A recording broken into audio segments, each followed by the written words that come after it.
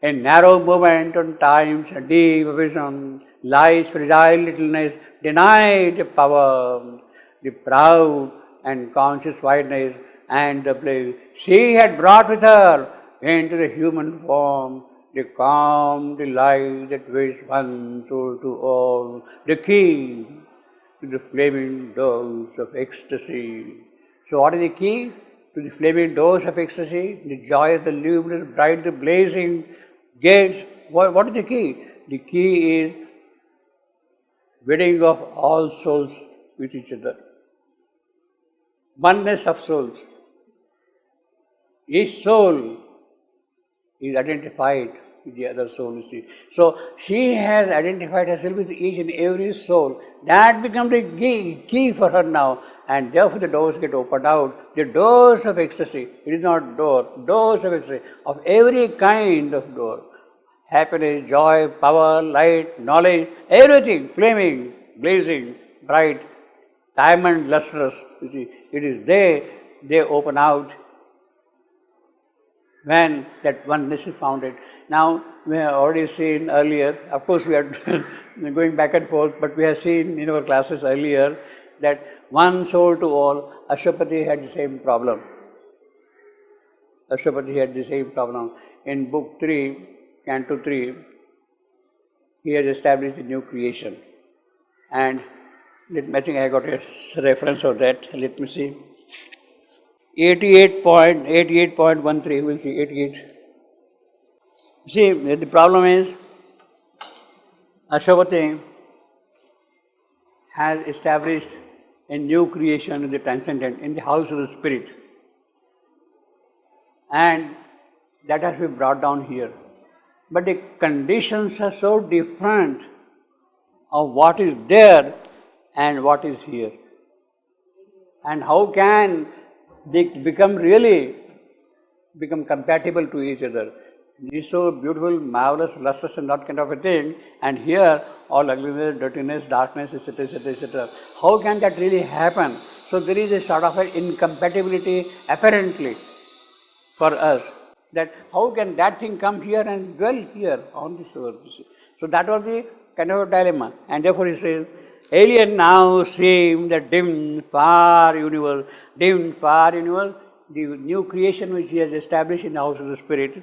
Self and eternity alone were true. So what do I got there? Only Atman and Brahman. Only self and eternity. They are only there, nothing else. No creation, no universe, no cosmos, nothing. Only that.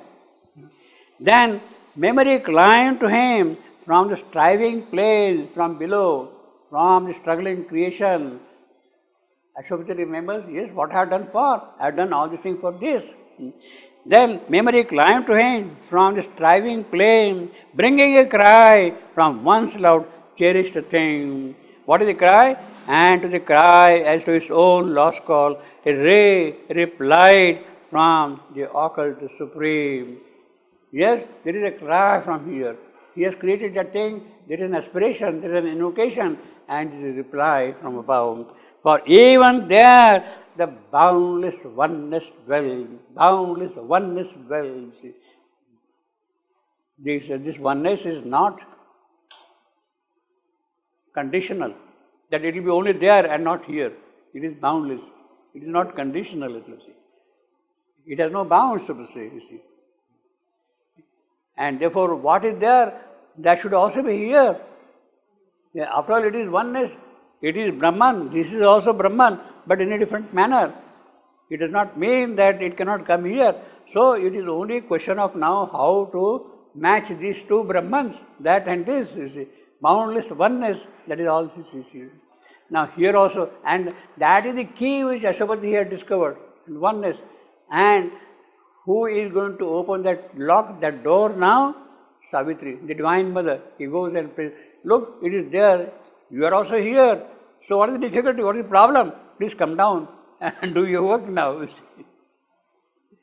That dim far universe, is that our universe? Entire cosmic manifestation. But he talks about alien now seemed that dim far universe.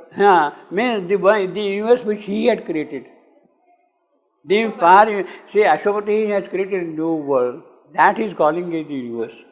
So the new creation is that dim far. Yeah, here he is using this word universe for that creation which he has made there in the house of the spirit, which he has established in the house of the spirit. That's the new creation Ashwapati created. Alien now seemed that dim, far, See, because you are all that dazzling, beautiful, lustrous perfection everywhere, then what about this place? So when he's coming back, then he says, look, yes, it is all there, but I am also coming. Memory, that is important. He remembers that thing. That touch is not lost. Now here also we have got, see, the calm delight that vests one soul to all. That is the oneness. Oneness of each and every soul. If you identify yourself with every soul, then that becomes the key to the flaming dose of ecstasy. That's not easy. That is the real brotherhood. Bhava, you see. Fraternity. So fraternity is basically the soul fraternity. Not the vital, not the physical, not the mental ideas, no. The calm delight that vests one soul to all, the key to the flowing dose of ecstasy. Flaming dose of ecstasy. Earth's grain that need the sap of pleasure and tears. Rejected the undying rapturous boon offered to the daughter of infinity. Now again you have got here, daughter of infinity. The divinity of Savitri is again asserted. See, already in these 6-7 sentences, we are told Savitri is the divine Shakti who has taken the mortal birth. Daughter of Devakanya, as Vyasa says. She is the Devakanya, the daughter of God. The word Savitri itself means the daughter of Savitra, of sun god. She is the daughter of Savitra, sun god. Her passion flower, earth's grain that needs the sap of pleasure and tears. Well, that is the way in which we cannot really enjoy only pleasure. We need a bit of tart, a bit of cruelty, harshness also, you see, to enjoy sweetness, you see. Earth's grain, well, I mean, grain, as you got on the trees, the grains of the tree, you cut along the grain. Grain does not necessarily mean grain of rice or wheat or grain of sand here, you see. Grain means that character, that nature, that quality, you see, that svabhava. Earth's grain that needs sap of pleasure and tears. See, both. We need both pleasure and tears to live, to survive. We need both death and life. We need both love and hate. We need both ignorance and knowledge. You see, all of them are required for us. Otherwise, we don't survive. Ignorance and knowledge, death and life, pain and pleasure, all these things are required for us to make. Well, that is the grain of that is the grain of earth, you see. We survive on that. Rejected the undying rapturous boon. Well, when she brought the original boon, rapture, from her world here, earth was not ready. Sorry, we are not ready. It was rejected, thrown back. Because you are bringing only pleasure, you please bring some pain also in that. Offer to the daughter of infinity a passion flower of love and doom. She gave. She, earth. Earth gave to the daughter of infinity, to Savitri, her passion flower of love and doom. Passion flower, of course, that mother's name, silence, that flower, you see.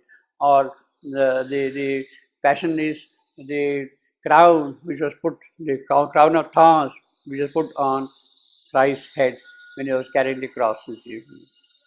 We need to carry a heavy mahogany cross on the back and climb up and get hung on that, you see. That is our condition, you see. Our passion flower of love and doom, she gave.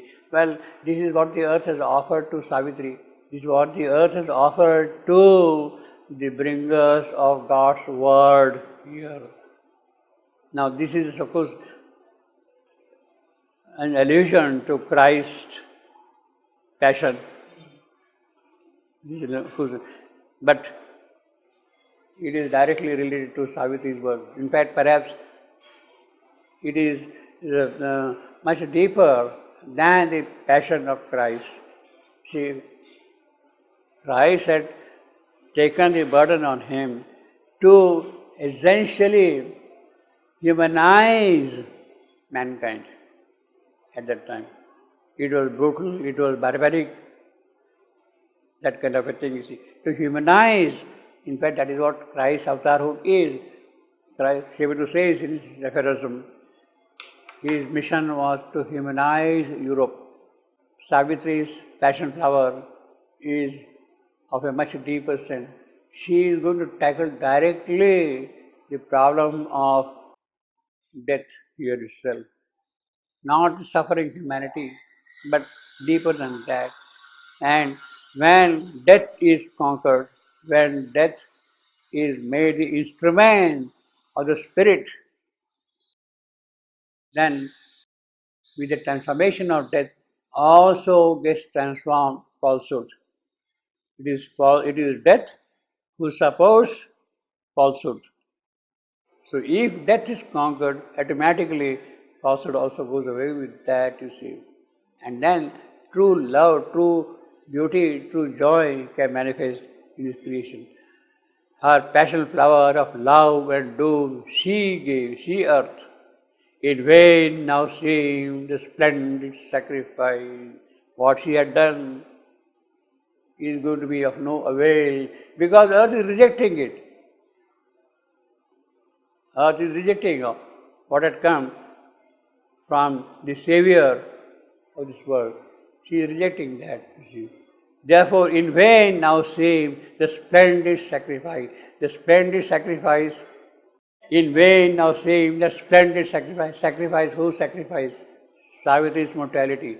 Savitri has sacrificed her divinity, her royalty, her Aishwarya, her spiritual greatness, all that she has sacrificed and taken the mortal birth in this littleness, this ignominy of death-bound creation she has accepted. That is the sacrifice she had made. But that sacrifice of her seems to be of no avail because earth is not ready. It is the base is brittle, earth is not ready. And therefore, her work, as if it is not going to avail anything at all. A prodigal of a rich divinity, her rich divinity, Savitri's rich divinity, rich in every respect, richness of joy, richness of beauty, richness of truth, richness of love, knowledge, everything rich divinity, prodigal, abundant. She can freely give without counting any gain or loss. She gives because her divinity is inexhaustible, and howsoever you might pour anything out of it, it is not going to get exhausted. Prodigal of a rich divinity, herself and all she was, she had lent to men. What else is required? What a wonderful sacrifice she has done. She has given everything to men, lent to men. Herself and all she was, you see, all she was, she had given to men, hoping her greater being to implant that heaven might native grow on mortal soil. What for she has given? Her giving, her sacrifice is basically for this purpose, that heaven might native grow on mortal soil. That is the entire objective of her mission, of her avatarhood, of her taking the mortal birth. And therefore, she is pouring out everything from her, completely, prodigal. Prodigal, of course, has got a kind of a parable reference to biblical story of the parable. But this is much richer than that, you see. You don't spend away and then come back to your father first. It's not that. Rich divinity, it is inexhaustible. It can keep on supply, furnishing whatever is required. Greater being to implant. You see, greater being. Again, he is already making those big suggestions. Greater being, man has come up to this point. Savitri awoke among these tribes. That is not sufficient. A greater being than that has to come, hoping her greater being to implant that heaven might native grow on mortal soil. Well, all this in the face of the rejection from earth, earth which needs the sap of pleasure and tears, you see. Earth, that heaven might native grow on mortal soil. Beautiful line, that heaven might native grow on mortal soil. You see. This is an anapestic. That heaven is I am. Might native, that is anapest. You grow, I am, on mortal soil, again I am.